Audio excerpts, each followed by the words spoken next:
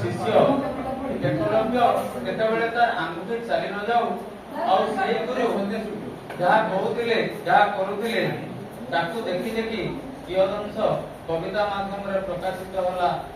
ସେ ଗୋଟେ ଯୋଗୀ ଋଷି ମୁନି, ସେ ଆଉ କେହି ନୁହନ୍ତି ଆମର ଅତି ପ୍ରିୟ ସନ୍ନ୍ୟାସୀ।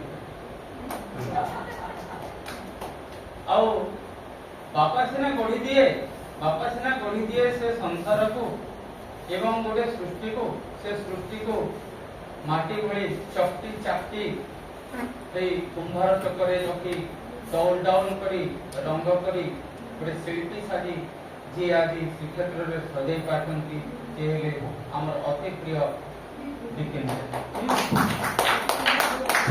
ମୋ କବିତା ସାଙ୍ଗରେ ଆଉ ଗୋଟେ କଥା, ଆମ ଗାଁର ମୋର ମଣିଲୋ ଆମ ବୋର ନାରୀ ନାହିଁ ମୋର ଆମ ସରପଞ୍ଚ ଆମ ଭଉଣୀ ସରପଞ୍ଚ।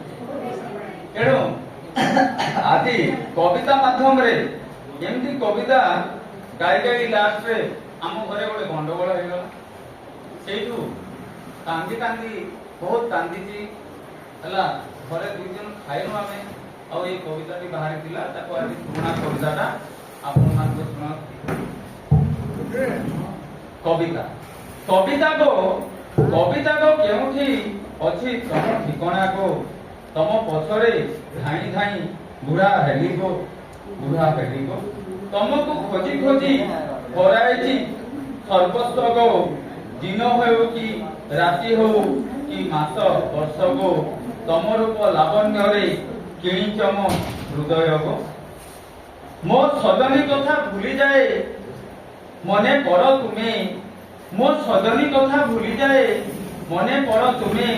ପ୍ରେମିକାର ଓଠର ପରିଭାଷା ଭୁଲେ ତବ ତାନେ ବସନ୍ତରେ ଆସିବ ବୋଲି ଦେଇଥିଲ ତୁମେ କଥା, ବସନ୍ତରେ ଆସିବ ବୋଲି ଦେଇଥିଲ ତୁମେ କଥା। ଚଳିତ ସରିତ ଗଲା ଗୋ, କାହିଁ ଦେଲ ନାହିଁ ଦେଖା। ଦିନେ ପିଲା ମୋ ପଚାରିଲା ବାପା କା ପଛରେ ଯାଉଛ, ମୁଁ ଉତ୍ତର ଦିଏ ହସିକି ଯା ନା ଶୁଣିଲେ ତୁମେ ରାଗୁଛ।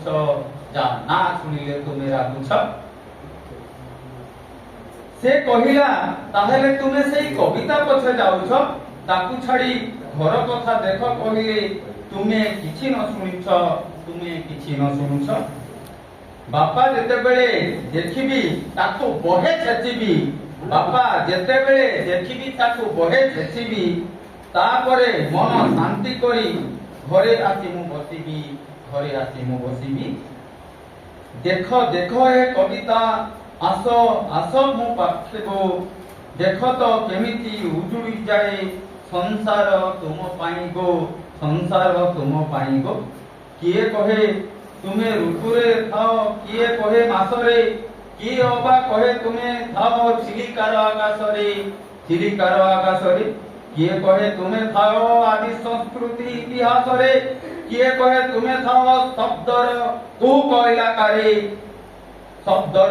କଇଲାକାରେ। ଜାଣେ ନା ମୁଁ ପାଇବି କିନା ତଥାପି ଖୋଜେ ତୁମକୁ, ଏଇ ମୋ ଡାଏରୀର ନିଷିଦ୍ଧ ପୃଷ୍ଠାର ଶେଷ ଭାଗରେ। କାଶ ତମେ ମିଳି ଯାଆନ୍ତ କି ମତେ ଖୁସିରେ ସତେ। ବଜାନ୍ତି ବାଜା ଗାଆନ୍ତି ଗୀତ, କେତେ ନାଚନ୍ତି କେତେ। हे कविता तुमे आसीब कि सते। रचिबा एई माटी मा परे सुंदर सृष्टि केते। हे कविता तुमे आसीब कि सते।